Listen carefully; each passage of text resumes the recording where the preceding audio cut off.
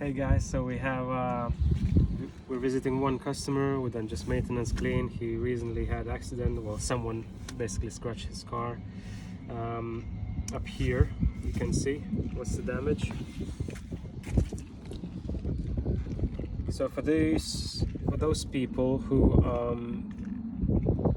thinking how to remove this kind of scratch, is it enough polishing or you need to do spray painting? Obviously there's a dent, so you need to call our smart repair guys to remove the dent.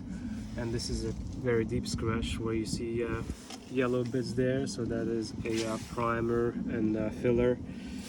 But all these marks, majority of them can be removed. So basically by using a quick detailer or just a water, when you spray on, if the scratch disappears, that means it's just a clear coat damage, so majority of the scratches can be removed.